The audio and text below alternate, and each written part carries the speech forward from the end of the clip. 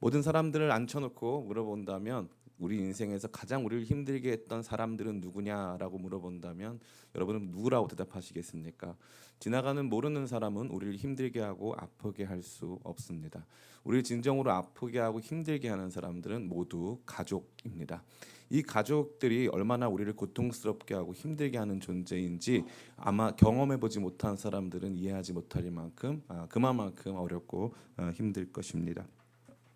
이러한 가정의 역기능성이 오늘날 우리 사회에 크나큰 문제가 되어서 이 가정 안에서 이루어지고 있는 많은 이 부정적인 일들의 단초를 제공하고 있습니다. 그렇다면 이 가정을 우리가 어떻게 바라보고 대해야 하겠습니까? 가정은 중요한 것입니까? 좋은 것입니까? 어떻게 만들어가야 합니까? 이러한 것들에 대한 명쾌하고 분명한 해답이 있다면 참 좋겠지만 우리는 이것을 제대로 알고 있거나 갖고 있지 못한 것만은 분명합니다. 우리는 이 모든 답을 성경에서 찾아야 할 줄을 믿습니다. 성경은 가정에 대해서 무엇이라고 말하고 있습니까? 성경은 가정을 매우 극도로 중요하게 여기고 있습니다. 그러한 가운데 오늘 우리 눈앞에 펼쳐져 있는 이 룻기야말로 저와 여러분에게 성경이 제시하는 가정에 대한 가치와 의미, 또 바르고 아름다운 가정이 바라봐야 할 방향에 대해서 아주 중요한 이야기들을 던져주고 있습니다. 특별히 룻기가 어디에 있죠? 룻기 앞에는 여러분 잘 아시는 그렇죠, 사사기. 감사합니다. 신학가시죠? 사사기. 사사기 말씀 감사합니다. 룻기 앞에는 사사기가 있습니다. 룻기 뒤에는 뭐가 있어요? 그렇죠, 사무엘이 있어요. 우리 반주자시죠? 감사합니다. 기쁨의 교회 반주자 수준이 이렇게 높습니다. 앞에는 사사기, 뒤에는 사무엘, 가운데 뭐가 있다? 룻기가 딱 자리하고 있는 거예요. 그럼 사사기는 뭐고 사무엘은 뭡니까? 둘 다 이스라엘이라고 하는 민족, 국가에 대한 거국적 이야기를 다루어 주고 있어요. 사사기에서는 그때 이스라엘에 왕이 없었더니 백성들이 자기 소견에 오른 대로 행하였더라라고 하는 말씀이 등장하고요. 사무엘서에서는 드디어 왕이 생기는 이야기가 등장합니다. 사사기의 모습은 이게 이제 나선형 하강 구조라고 하는데 어려운 말로 끊임없이 나빠지는 구조예요. 끊임없이 나빠집니다. 사사기는 시간이 지나가면 갈수록 나빠져요. 원래 사사기 패턴이 있거든요. 이스라엘 백성들이 고통을 당하면 이 기도를 하고, 기도하면 하나님께서 사사를 보내주셔서 이스라엘을 구원해요. 마지막 사사 삼손가도 같은 경우는 이스라엘 백성들이 고통을 당하는데 문제가 뭔지 아세요? 기도를 안 해요. 그래서 하나님이 그냥 보내주신 사사가 삼손이에요. 원래 패턴은 고통당하면 기도하고, 기도하면 회개하고, 기도하면 하나님께서 사사를 보내주시는 건데, 이 삼손 때에 이르러서는 기도도 안 합니다. 회개도 하지 않아요. 이게 사사기의 나선형 하강 구조의 핵심이죠. 그럼 사무엘은 뭡니까? 사무엘서는 이 가장 어두웠던 시기, 가장 어두웠던 이가봇이라고 하는데, 이는 없다란 뜻이에요. 한자가 아니에요. 히브리어인데 이는 없다란 뜻이고, 카보드는 영광이란 뜻이에요. 사무엘서의 출발은 이가봇, 다시 말해 영광이 상실된 시기, 하나님의 언약궤가 빼앗겨진 시기, 그때부터 출발하는 거예요. 그래서 다시 날아오르기 시작하는데 다윗 왕 때까지 날아오르는 거예요. 이게 바로 사무엘서의 이야기입니다. 그래서 사무엘은 어디서 끝나냐면 다윗 왕의 이 통치가 끝나면서 사무엘서도 끝나는 거죠. 가장 어두움으로 치닫는 이야기와 가장 빛나는 시간으로 나아가는 이야기의 맨 바닥에 룻기가 자리하고 있는 거예요. 국가와 국가의 이야기, 민족과 민족의 이야기 속에서 그 안에 한 가정의 이야기가 드러나고 있는 것이죠. 이 가정은 어떤 가정입니까? 이 가정은요, 남편이 죽었어요. 아들들도 다 죽었어요. 이방인 며느리들만 남았어요. 홀로 남은 나옴이라고 하는 시어머니와 이방인 며느리, 그들이 이 보여주는 모습인데, 이 한 가정의 이야기로 성경은 마치 이 모든 것들의 변화와 출발에 작은 새싹과도 같은 한 가정이 있음을 저와 여러분 가운데 보여주고 있는 것입니다. 그러니까 하나님께서 행하시는 위대한 일의 중심에 무엇이 있다는 것을 하나님께서 웅변적으로 말씀해 주시는 거예요. 가정이 있다는 거예요. 국가의 회복, 민족의 회복에는 가정이 있다는 거예요. 한 가정의 변화와 회복이 국가의 회복과 민족의 회복과 하나님 나라 역사에 어마어마한 반전과 반등을 이루어 간다라는 것이죠. 그렇다면 어떻게 우리는 이러한 가정으로 회복될 수 있겠습니까? 또 오늘 이러한 비전이 우리 가운데 주는 메시지가 무엇이겠습니까? 오늘 말씀을 통해서 함께 바라보며 하나님께서 우리 각자에게 주신 가정, 비록 그 가정이 무너지고 깨어지고 더 이상 어떠한 혈연 공동체도 남지 않은 모습이라 한다 할지라도 하나님께서 가정을 통해서 이루어 가시는 위대한 일들을 바라봄으로 말미암아 저와 여러분 모두 가정에 대한 새로운 비전 회복하게 되시기를 예수님의 이름으로 축원합니다. 아멘. 우리 말씀 가운데 나아가면서 룻기의 중대한 특징들 몇 가지를 좀 생각해 볼 필요가 있습니다. 이 룻기 이야기.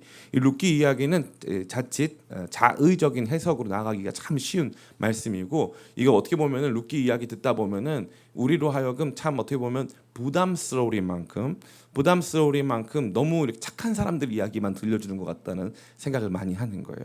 특별히 이 이야기가 나오면은 일단 기본적으로 이게 우리 사회에서 제일 어려운 세상 어디입니까? 시월드죠.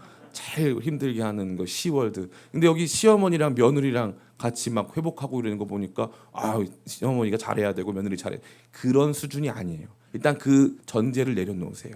그리고 이 이야기는 우리가 이 이야기를 지나치게 동화적으로 상상해 가지고 나오미랑 룻이랑 갈등이 한 번도 없었을까요? 조금 있었을까요? 한 번도 없었을까요? 나오미가 언제나 룻에 대해서 그랬을까요? 네, 그렇지 않았겠죠. 이 이야기는 저와 여러분에게 강조하여 보여주고자 하는 것이 있는 거예요. 그러니까 이 이야기를 너무 동화적으로, 너무 환상적으로, 너무 완벽하게 생각하지 마시고 이 이야기에 담겨져 있는 중대한 특징들을 함께 바라보면서 하나님께서 저와 여러분을 이끌고 가시는 거룩한 목표점을 향하여 전진하는 마음의 결단이 있으시기를 간절히 바랍니다. 룻기의 중대한 특징 첫 번째 무엇입니까? 가정은 가정인데 피가 안 섞였어요. 이게 참 재밌는 거예요. 룻기가 상정하는 이 완벽한 변화의 중심에 피가 섞이지 않은 가정의 이야기가 등장하는 거예요.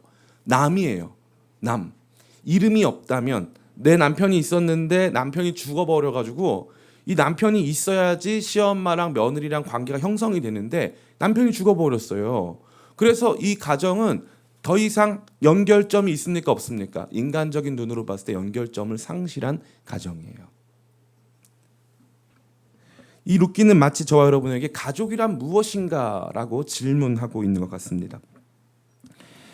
회복되는 가정의 최소 단위가 피 한 방울 섞이지 않은 남편들이 다 죽어버린 시어머니와 며느리가 그 가정의 출발이었다는 거예요. 시어머니와 며느리가 가정의 출발이 되기가 쉬울까요? 어려울까요? 어려워요. 남이거든요.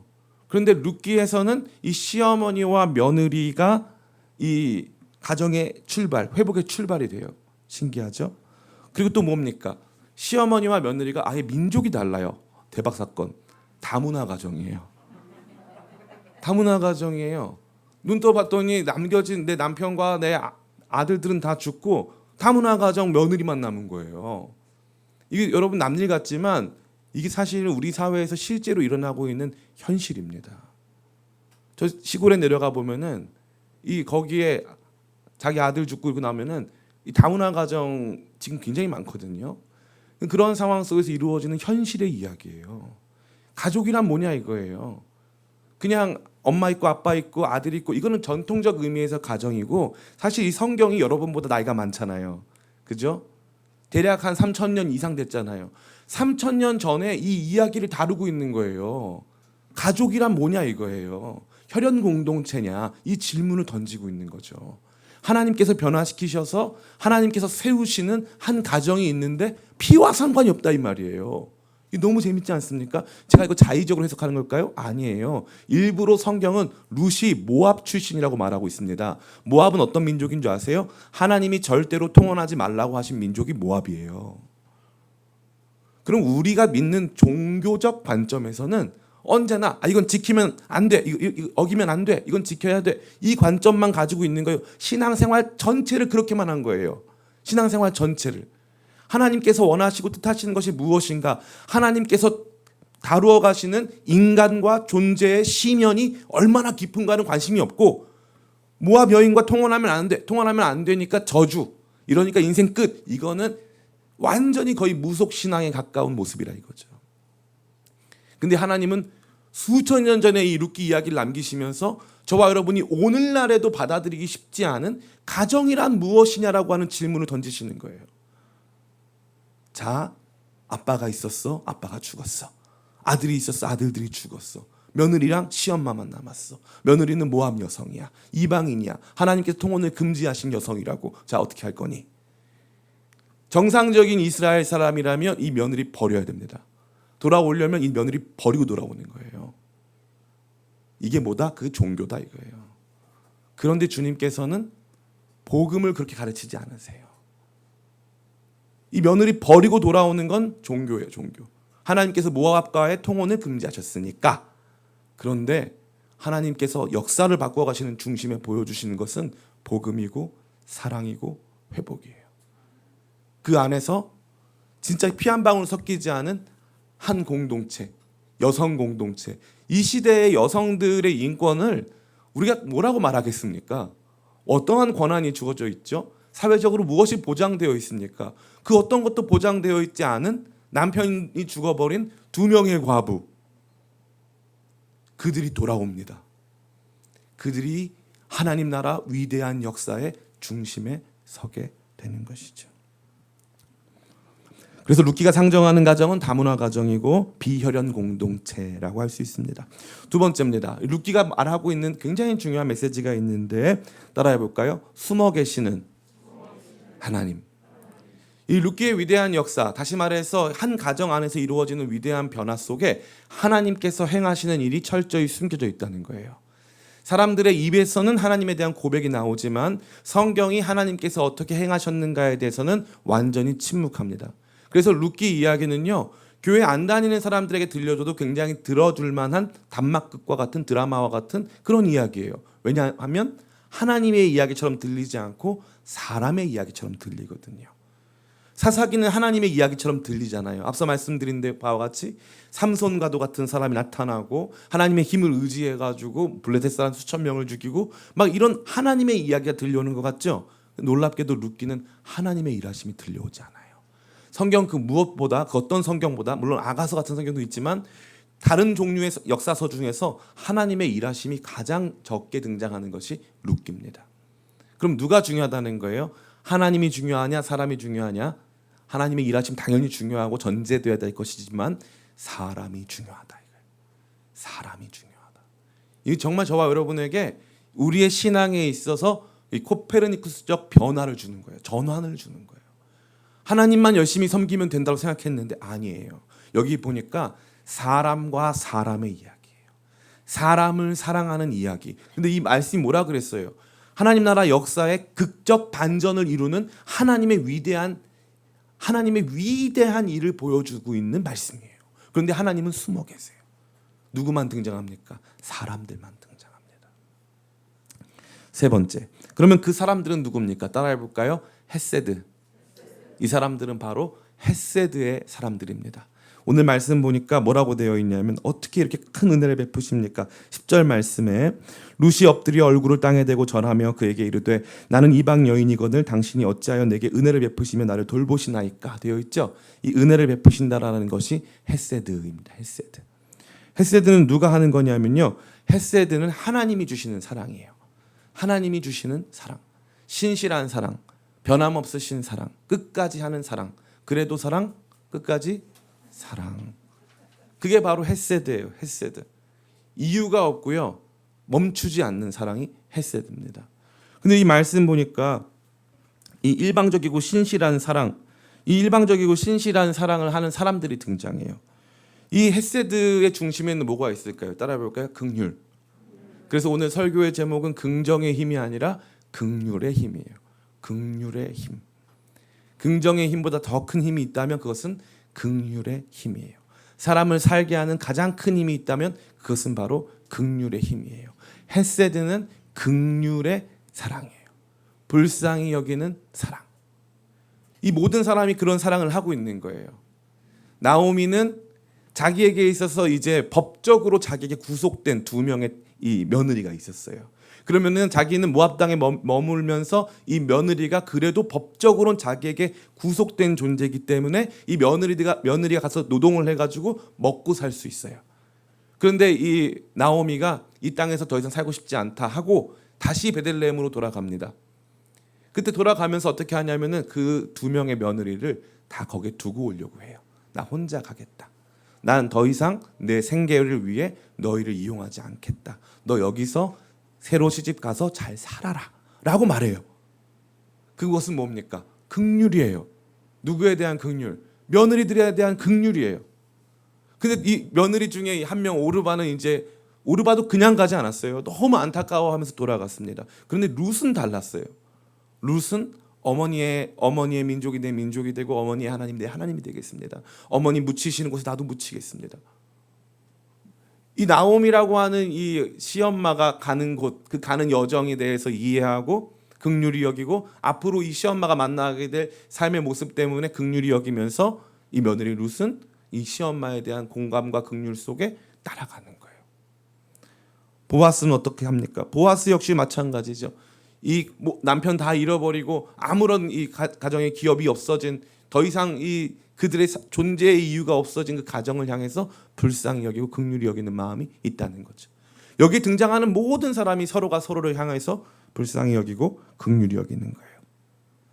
많은 사람이 이 긍휼과 불쌍히 여김에 대해서 부정적 시선을 갖고 있습니다. 이 긍휼과 불쌍히 여김 자체가 문제가 아니에요. 이 긍휼과 불쌍히 여김을 부정적으로 만드는 것이 있다면 그것은 비상성이에요. 비상성. 잘 알지도 못하면서 이거예요. 누군가의 삶에 진짜 공감을 해가지고 그 사람이 느끼고 있는 비참한 삶의 현실에 함께 들어가 있으면 그러면 진짜 그 긍휼이 통해요. 내가 이 사람을 불쌍히 여길 때 이 사람도 그것으로 힘을 얻어요. 근데 나는 이 사람의 삶에 들어가지 않아. 그리고 이 사람을 멀리서 바라보면서 그저 이 사람이 대충 이런 상태일 것이라고 생각하고 그 사람에게 내가 무언가 해줄 수 있는 사람인 것 마냥 다른 위치에서 다른 환경에서 이 사람에게 감정을 투여해요. 그러면 그것을 느끼는 사람은 잘 알지도 못하면서 저래 이러면서 이 긍휼과 불쌍히 여김에 대한 가치를 절하해 버리는 거예요. 근데 그게 아니에요. 우리 모두는 긍휼과 불쌍히 여김을 원하고 있어요.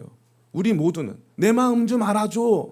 내가 얼마나 힘든 줄 알아? 소리 없는 아우성이 넘쳐나는 거예요. 남편은 남편대로, 아내는 아내대로, 엄마는 엄마대로, 아빠는 아빠대로, 자녀는 자녀대로 모든 사람이 그 아우성을 치고 있거든요.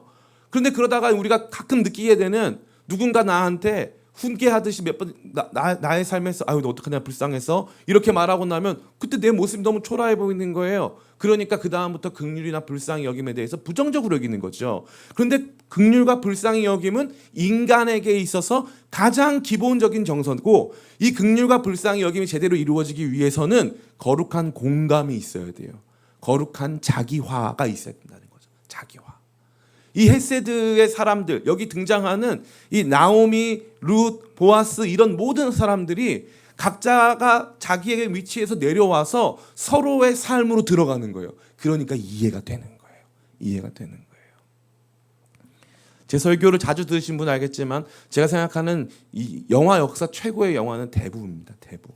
영화 대부. 1972년 프란시스 포드 코폴라 감독의 대부.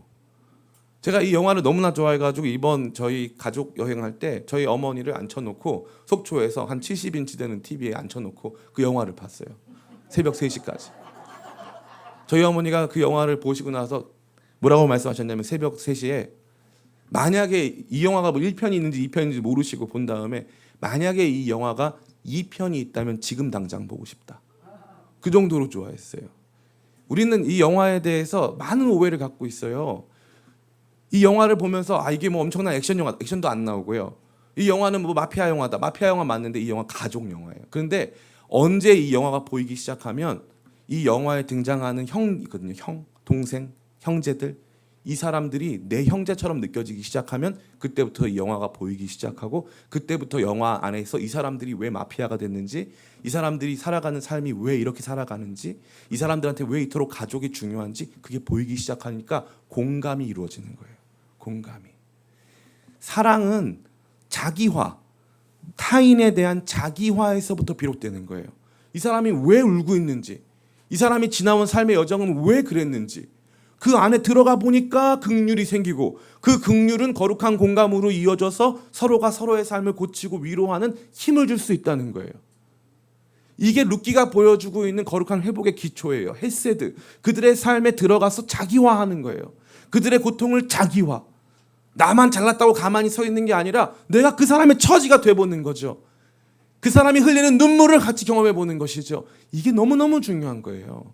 그러니까 이 말씀 안에는, 우리가 오늘 읽은 말씀 안에 참 재밌는 표현이 있지 않습니까?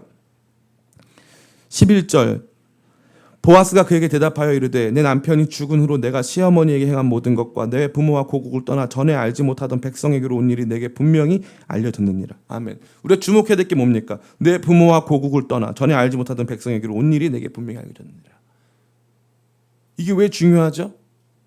너는 이방 여인이야. 우리가 너 받아준 거야. 너 여기까지 와가지고 살려면 열심히 일해야 된다.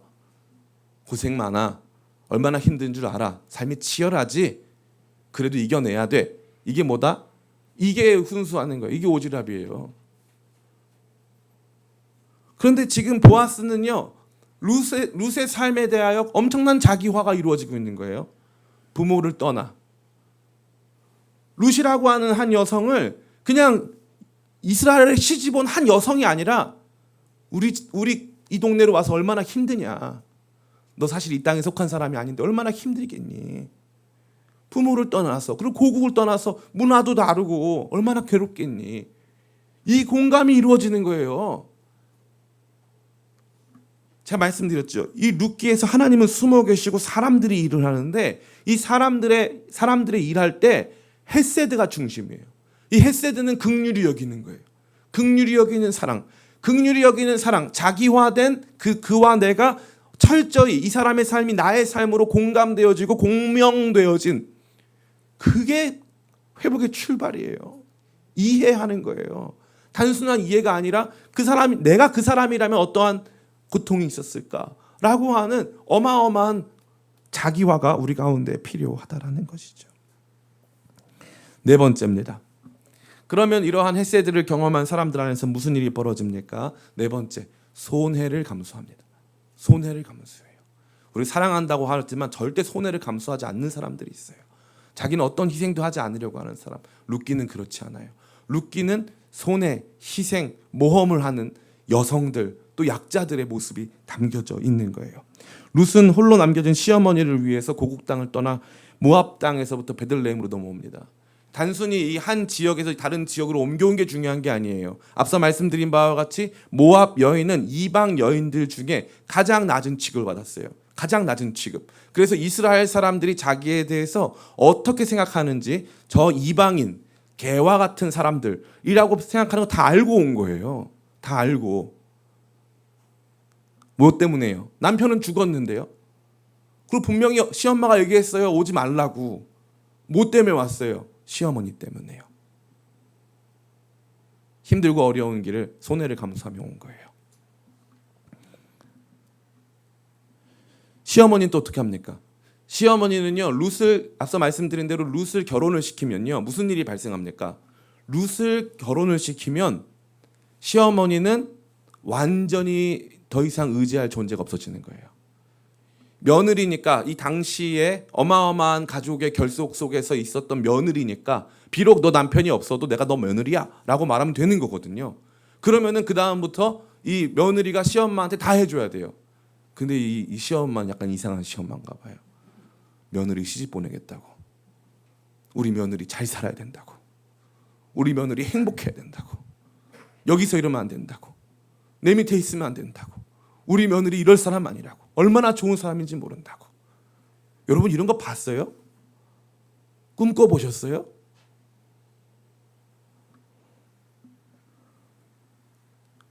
룻은 또 어떻게 합니까? 타작 시즌이 왔어요. 곡식을 추수합니다. 가장 기쁘고 즐거운 날, 보아스가 있었던 보아스의 옷깃으로 들어가요. 오늘 찬양도 제가 너무 어떻게 이 모든 찬양들이 참 오늘 설교 말씀하고 잘 어울리는지, 주님의 날개 그늘 아래 들어가듯이 보아스의 품 안으로 쫙 들어가요. 그게 뭐예요? 사람들이 봤을 때는 아이고 꼬리친다 이러고 있는 거예요. 사람들이 그렇게 비난할 수 있어요. 근데 룻은 어떻게 하는 거예요? 룻은 지금 그딴 거 필요 없는 거예요. 시엄마를 위해서 나는 거기 들어간다 이거예요. 우리는 착각해요. 뭐 룻이 먹고 살기 위해서. 여러분 룻을 우습게 보지 마세요. 보아스가 그래도 힘 있고 보아스의 외모가 표현되어 있지 않습니다. 여러분 착각하지 마세요. 뭐 그냥 아무렇게나 들어가는 거 아니에요 지금. 뭐 보아스가 잘생겼다고 여러분의 상상 속에 그려놓은 왕자님 다 버리세요. 보아스 나이가 많아요. 그래서 룻이 자꾸 딸이라고 하잖아요. 지금 룻은 자기 인생을 건 거예요. 뭐 하려고요? 시엄마 살리겠다고, 살아보겠다고. 그러면 보아스는 가만히 있었을까요? 그렇지 않습니다. 룻기 4장 3절부터 10절까지 말씀 제가 읽어드리겠습니다. 보아스가 그 기업 물을 자에게 이르되 모압 지방에서 돌아온 나오미가 우리 형제 엘리멜렉의 소유지를 팔려함으로 내가 여기 앉은 이들과 내 백성의 장로들 앞에서 그것을 사라고 내게 말하여 알게 하려 하였노라. 만일 내가 물을 열면 물으려니와 만일 내가 물으지 아니하려거든 내게 고하여 알게 하라. 내 다음은 나요 그 외에는 물을 자가 없느니라 하니 그가 이르되 내가 물으리라 하는지라. 5절 보아스가 이르되 내가 나오미의 손에서 그 밭을 사는 날에 곧 죽은 자의 아내 모압 여인 룻에게 사서 그 죽은 자의 기업을 그의 이름으로 세워야 할지니라 하니. 여기까지 무슨 내용이냐면은 지금 돈이 없으니까 이 기업 이 밭 있죠 이 밭을 파는 거예요. 밭을 친척이 사줘요. 밭을 친척이 사주는 겁니다. 그런데 밭을 처음에 사겠다는 거예요. 왜냐하면 재산 가치가 있으니까. 근데 문제가 뭐냐면 재산 가치가 있고 여기 남자들이 없잖아요. 재산 가치는 있고 남자들이 없으니까 이 밭을 사겠다는 거예요. 기업 물을 자가 선순위 배당자예요. 선순위 배당자가 이 밭을 사겠다는 거예요. 그런데 그 뒤에 보아스가 그러면 이 밭만 사는 게 아니라 이 모압 여인과 같이 결혼해가지고 아이를 낳아서 그 아이에게 이 밭을 상속해야 된다고 하니까 무슨 일이 발생하냐. 6절 그 기업 물을 자가 이르되 나는 내 기업에 손해가 있을까 하여 나를 위하여 물으지 못하노니 내가 물을 것을 네가 물으라. 나는 물으지 못하겠는지라 하는지라. 7절 옛적 이스라엘 중에 있는 모든 것을 물거나 교환하는 일을 확정하기 위하여 사람이 그의 신을 벗어 그의 이웃에게 주더니 이것이 이스라엘 중에 증명하는 전례가 된지라. 8절 이에 그 기업 물을 자가 보아스에게 이르되 내가 너를 위하여 사라 하고 그의 신을 벗는지라. 이 신발을 벗는 것은요 단순한 행동이 아니에요. 이것은 굉장히 자존심 상한 행동이에요. 그래서 내가 내 명예를, 내가 내 가정, 내 가문의 다른 사람들을 위해서 이 땅을 내 돈 내고 다시 사서 그 사람 이름으로 줘야 되는데 그렇게 하지 못하겠는 나는 신벗김 당한 자다. 나는 내 책임을 다하지 못했다. 나는 충분히 신실한 사람이 아니다 이 뜻이에요. 그런데 이 사람이 자기 손으로 자기 신발을 벗잖아요. 손해 보지 않겠다는 거예요. 그런데 보아스는 어떻게 합니까? 보아스 그럼 내가 그 사람 기업 물어주고 자녀가 태어나면 이 모든 것을 그의 가문으로 옮겨주겠다. 재산상의 손실 감수하겠다 이거예요. 어떠십니까? 이게 바로 헤세드의 사람들의 모습이에요.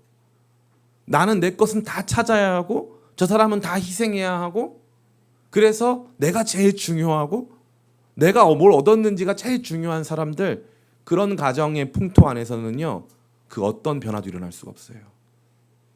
여기 보면은 기업 물을 자라고 표현되어 있는 이 단어 있죠. 히브리어로 고엘이라고 하고 영어로는 redeemer라고 하고 우리말로는 구속자라고 하는 거예요. 구속자. 이 사람이 이 사람의 구속자가 되어주는 거예요. 망해버린 이름들, 죽어버린 사람들의 이름들, 다 끝나버린 가문의 구속자가 돼서 그 가문을 다시 살려주는 거예요. 누군가는 누군가의 삶의 구속자가 되어줘야 하는 거예요. 이게 하나님께서 이루어가시는 어마어마한 중요한 역사의 중심에 놓여진 사상이에요. 서로에게 기업 물을 자가 되어주는, 손해를 감수하는, 내가 좀 피곤해도 누군가를 위해서 희생하는, 나를 위해 살지 않는, 이게 필요한 거죠. 마지막 5번째. 그럼 이런 모든 과정들 속에서 제일 빛나는 게 뭔지 알아요? 제일 빛나는 거. 모든 과정 정리하면 이렇습니다. 첫 번째는 뭐라고 그랬어요? 피가 섞이지 않은 가정. 두 번째, 숨어있는 하나님. 세 번째, 헤세드의 사람들. 서로 사랑해주죠. 서로 공감해주죠. 긍휼히 여기죠. 그리고 그 사람들이 보여주는 희생적인 삶. 여기까지만 보면요. 한번 해보겠습니다. 할 수 있어요. 한번 해볼게요. 한번 까짓 거 한번 희생하죠. 이럴 수 있어요. 근데 문제가 뭔지 알아요? 그 모든 것의 분위기, 그 모든 것을 이루어가는 가장 중요한 이 모든 것의 연결고리가 뭔 줄 알아요? 세상 따뜻하고 사랑스러운 말과 행동이에요. 세상 따뜻한 말, 세상 따뜻한 말. 이 룻기는요, 그 따뜻한 말과 위로의 말과 긍휼의 말과 이 모든 말들의 향연이에요. 그래서 룻기를 읽다 보면 마음이 따뜻해지는 거예요. 시엄마는 뭐라고 말해요? 너 빨리 가서 시집 가. 나 따라오지 마. 나 따라오지 마. 나 버려. 나 그냥 버려. 난 너 필요 없어. 괜찮아. 나 잘 살 수 있어. 나 버려라.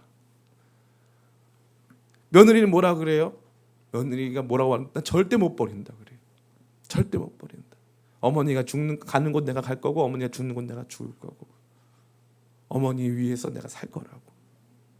근데 여기 등장하는 이 제일 감동적인 말이 뭐예요? 오늘 이 보아스가 한 말이죠. 우리 2장 10절 말씀, 10장 11절 말씀, 11절 12절까지 같이 한번 읽어보겠습니다. 시작. 룻이 엎드려 얼굴을 땅에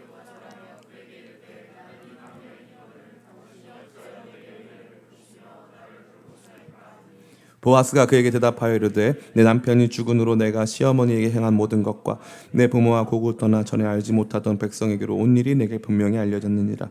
여호와께서 내가 행한 일에 보답하시기를 원하며 이스라엘 하나님 여호와께서 그 날개 아래에 보호를 받으러 온 온전한 상 주시기를 원하노라 하는지라. 13절. 룻이 이르되 내 주여 내가 당신께 은혜 입기를 원하나이다. 나는 당신의 하녀 중에 하나 같지 못하오나 당신이 이 하녀를 위로하시고 마음을 기쁘게 하는 말씀하셨나이다 하니라. 아멘. 위로하시고 마음을 기쁘게 하는 말씀을 하셨나이다. 룻에게 있는 가장 큰 위로가 뭔 줄 알아? 이 말 한마디예요. 이 말 한마디. 네가 네 부모와 고국을 버리고 여기까지 와가지고 얼마나 고생이 많냐. 얼마나 네가 많은 눈물을 흘렸냐. 너 너무 힘들지? 너무 고생 많지? 여기 시집 와서 네가 정말 큰일 한다 라고 하면서 위로의 말이 있을 때 그때 이길 수 있는 거예요. 그때 자기가 하고 있었던 헤세드의 사랑을 계속할 수 있는 힘이 생기는 거예요.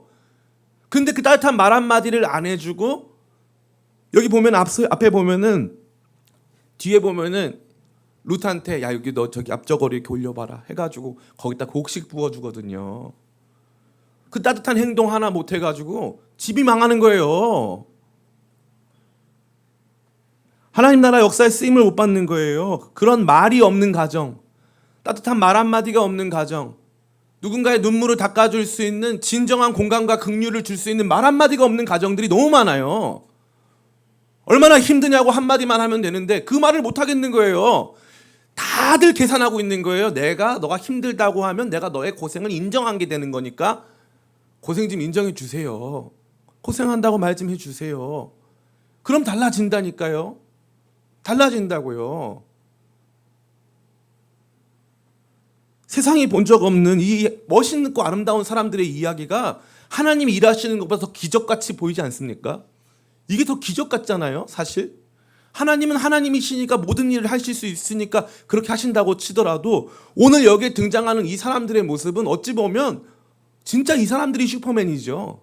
이 사람들이. 서로가 서로를 향해서 따뜻한 말과 행동으로 그게 룻기 전체의 이야기를 진행시키고 있는 거예요. 자, 오늘 본문의 말씀이 저와 여러분에게 들려주고 있는 분명한 메시지는 무엇입니까? 첫 번째, 가정은 남편 중심, 혈연 중심이 아니고 사랑 중심, 사람 중심, 하나님 중심이라는 거예요. 아멘. 가정은 닫힌 공동체입니까? 열린 공동체입니까? 열린 공동체예요. 가정은요, 모르는 남자가 들어오고 모르는 여자가 들어와요. 그죠? 가정에는요, 모르는 아기들이 태어납니다. 어떤 가정은 그 아기들이 안 태어나가지고 아이들을 입양해서 모르는 애를 데려오기도 해요. 그게 가정이에요. 이것을 단순히 혈연 공동체가 아니라 그 어떤 모양의 가정이라 할지라도 지금 시어머니와 며느리와 같이 피 한 방울 섞이지 않은 이 가정이라 할지라도 하나님께서 사용하실 수 있는 가정이 될 수 있음을 말해주고 있는 것인 줄 믿습니다. 아멘. 가정에 대한 우리의 기본적인 모든 생각을 바꿔야 되는 거예요. 그래서 이게 반대로 무슨 말 하고 있는 줄 알아요? 아무리 너희가 혈연 공동체여도 사랑, 사람, 하나님 중심 아니면 혈연 공동체 소용없다 이 말이에요. 하나님이 말씀해 주시는 거예요. 가정은요, 피가 중요한 게 아니에요. 가정은 사랑이 중요한 거예요. 사랑이. 이 말씀을 룻기에서 보여주시는 거예요. 얼마나 멋있고 얼마나 아름답습니까? 우리 하나님이 이런 분이시라는 거죠. 저는 저와 여러분 안에 우리 가정 안에서 누가 이방인이진 않았나, 늘 희생해야 되는 한 사람이 있었던 것은 아닌가. 그 사람의 희생은 당연한 것이고 나는 그것을 마땅히 받아야 된다고 생각하고 있었고, 그래서 이것은 어떤 체계 안에 있어가지고 남편과 아내, 뭐 자녀 이런 체계가 있으니까 그 체계 안에서 작동하는 일종의 시스템이다. 그게 우리가 가족에 대해서 갖고 있는 잘못된 생각이에요. 나는 부모고 너는 자녀니까 순종해야지. 아니에요. 다 깨졌어요. 다 깨졌어요. 그럼 남아있는 게 뭐예요? 주님께서 보여주시는 가족 구성원들이 서로가 서로에게 헤세드의 사람들이 되어주는 거예요. 깊은 공감의 사람들이 되어주는 거예요. 긍휼의 사람들이 되어주는 거예요. 따뜻한 말 한마디, 따뜻한 행동 하나하나로 가족을 더 이상 혈연 중심이 아닌 사람, 하나님, 사랑 중심으로 만들어가고 세워가는 것이 너무나도 필요하다는 거예요. 이거 아니면요, 혈연 공동체여도 혈연 공동체인데, 철저하게 혈연 공동체인데 죽도록 싸웁니다. 죽도록 싸워요. 진짜 가정 여러분 행복하십니까? 여러분 가정에 새로운 사람들이 들어와서 불행한 거예요? 아니에요. 우리 가정이 불행하고 우리 가정이 하나님 앞에서 제대로 쓰임받지 못하고 있는 중대한 이유는 우리 가정 안에 있는 사람들이 서로가 서로에 대해서 공감하지 못하고 긍휼히 여기지 못하고 그들을 향해서 헤세드의 말, 헤세드의 행동을 하지 못하기 때문입니다. 두 번째, 첫 번째는 가정은 사랑 중심, 사람 중심, 하나님 중심이다. 절대 잊지 않기를 축복합니다. 아멘. 두 번째입니다. 우리 가족들에게 행하는 것이 하나님의 일하심이라는 거예요. 아멘. 여러분이 가족들에게 행하는 것이 하나님의 역사의 출발이라는 거예요. 얼마나 중요합니까? 우리는 기도가 하나님께 행하는 일 같죠? 여기 보세요. 여기 이 룻기에 보세요. 기도가 등장합니까? 금식기도 등장해요? 교회 봉사 등장합니까? 선교 등장합니까? 예배 등장합니까? 등장 안 합니다. 등장 안 하는데 이 가정에서부터 출발해가지고 새로운 역사가 시작되는 거예요. 가족 구성원들에게 잘해주고 그들을 사랑해주고 품어주고 인정해주고 아껴주고 하는 이 작은 변화가 하나님의 일 하는 거라 이 말이에요. 하나님의 일. 교회 사역은, 선교적 사역은 감당하면서 가족은 서로 사랑하지 못하는 것, 가족들 안에서는 그 어떠한 공감과 긍휼이 느껴지지 않는 것, 이것처럼 비참한 일이 없는 거예요. 여러분의 생각과 사고를 바꾸시길 간절히 축복합니다. 가정 안에서 하나님 나라 역사 시작되는 것이고, 내가 사랑하는 부모에게, 사랑하는 자녀에게, 사랑하는 형제 자매에게 행하는 일이 하나님 나라 역사의 위대한 출발이 될 수 있음을 믿는 저와 여러분 되시기를 축복합니다. 마지막이에요. 긍휼히 여기는 말과 손해와 희생을 감수하는 행동으로 무너진 가정을 새롭게 해야 될 줄을 믿습니다. 아멘. 이 긍휼히 여기는 말, 손해와 희생을 감수하는 행동이 너무나도 중요한 거예요. 최근 우리 뉴스를 통해서 한 이 코미디언이었던 이 박모 씨 가정의 이야기를 들었어요. 이 박모 씨가 거의 30년 동안 연예계 활동을 하면서 100 몇십억에 다다른 돈을 이 형이 대신 이 관리를 해주면서 있었는데, 시간이 가면 갈수록 보니까 이 자기 명의로 된 게 아니더라는 거예요. 이 보니까 이 집이 형 이름으로 돼 있고 저 집이 형 이름으로 돼 있고 이 빌딩이 형 이름으로 돼 있고 하면서 마음이 너무나 상한 거예요. 그래도 그때까지는 이 사람이 30년 동안 그렇게 살았지만 내 가족이니까, 지금도 이 가족들이랑 위아래층 같이 살고 있죠. 그분이. 예, 지금도 같이 살아요. 평생 가족들하고 함께 했어요. 그분은 사람 좋기로 유명한 사람이에요. 성격 좋기로 유명한 사람. 연예계에서도 사람 착하다고 유명한 사람이에요. 근데 그 사람이 최근에 뉴스에 나왔죠. 끝까지 가겠다. 그래서 최근에 구속영장이 발부됐다고 해요. 형에 대해서. 끝까지 가겠다는 거예요. 자기는 끝까지 가겠다. 가족끼리 뭐 그런 사람 가족사를 우리가 알아야 되는가 생각 들 수도 있겠지만, 이것을 보여주는 게 너무나도 많아요. 그죠? 왜 끝까지 가고 싶다고 한 줄 알아요? 자기는 용서하려고 그랬대요. 그런데 온 가족이 자기를 나쁜 사람으로 몰아가더래요. 그 누구도 자기의 희생을 인정해주지 않더래요. 자기가 번 돈인데 그거 인정해주는 사람 아무도 없더라는 거죠. 더 이상 이건 가족 아니라는 거예요. 더 이상 이거 가족 아니다. 이게 무슨 가족이냐? 그래가지고 끝까지 가겠다는 거예요. 그러면 누가 이걸 끝까지 가게 만든 거예요? 그 사람이 이제 바꿀 수 있어요? 그 사람 나이가 50이 넘었어요. 이제 가르쳐야 돼요? 가족에 대해서? 아니에요. 그런 거 아니에요. 따뜻한 말 한마디, 미안하다, 내가 잘못했다, 아유 내가 그동안 실수했다, 나는 그래도 될 줄 알았는데 잘못했다고, 미안하다고, 내가 형이지만 내가 부족했다고, 그러면 끝나요. 100 몇십억도 끝날 문제예요. 그런데 그 말 한마디 못해서 지금 끝까지 가겠다는 거예요. 끝까지. 구속영장이 발부되고 이제 그 사람은 감옥에 갈 일이 생겼어요. 제가 여러분에게 지금 신앙적인 얘기를 해드리는 것입니까? 아니면은 실제적인 얘기를 해드리는 것입니까? 신앙이 실제입니다. 신앙이 실제예요.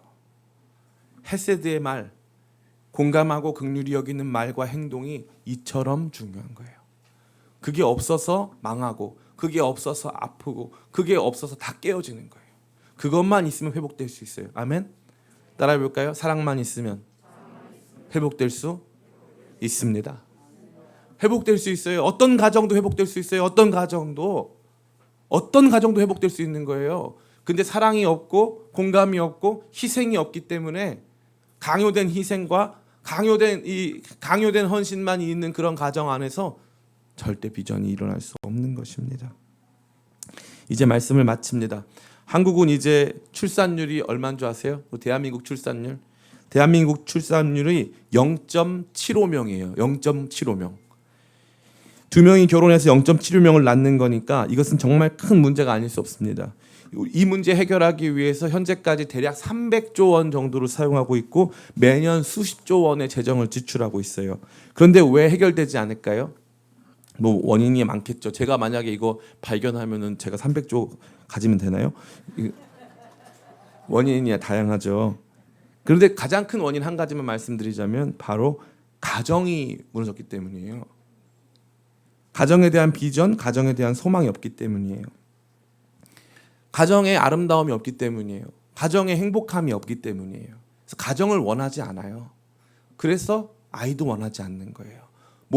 누가 제일 중요해졌어요? 내가 제일 중요해졌어요. 왠 줄 알아요? 나 빼고 날 사랑해줄 사람이 없어서요. 누구도요? 내 부모도요. 내 형제 자매도요. 나 빼고 날 사랑해줄 사람이 없다고 생각하니까, 내 자녀가 날 사랑해줄 거라고 생각하지 않으니까. 많은 사람들이 그 얘기예요. 자녀가 낳으면은 양육 비용이 많이 들어요. 아니에요. 그것 때문에 안 키우는 거 아니에요. 자녀가 양육하고 나서 얘가 날 위해 살아줄 거라면 아이를 낳습니다. 얘가 날 위해 살아줄 거야.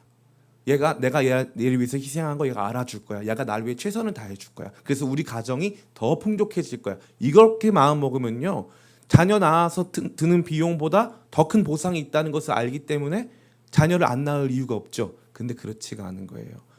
어쨌건 나보다 나를 더 사랑해줄 존재가 없다고 믿는 거예요. 그러면 이게 어디서부터 비롯된 걸까요? 가정 안에서 비롯된 거예요.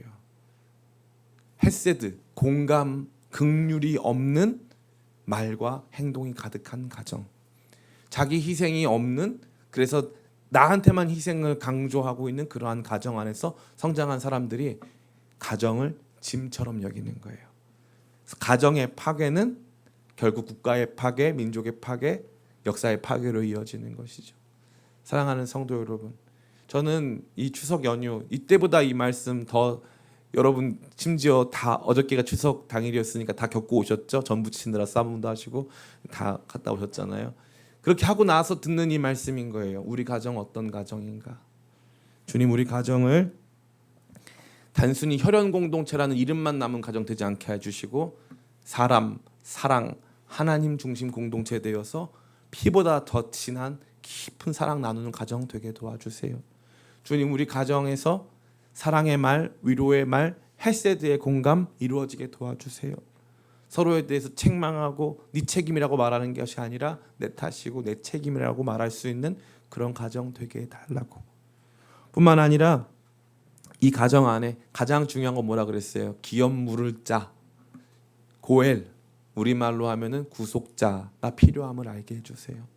그래서 먼저 우리를 위해서 희생하시고 먼저 우리에게 따뜻한 헷세드의 공간과 사랑으로 우리를 위로하시는 주님을 우리 가정의 모든 구성원들이 만남으로 말미암아 우리 가정을 룻기에 나오는 나오미의 가정처럼 회복하여 주시옵소서. 그러한 기도로 나아가는 저와 여러분 다 되시기를 예수님의 이름으로 축원합니다. 아멘. 이 시간 잠시 우리 가족들 위해서 기도하기를 원합니다. 우리 같이 기도하는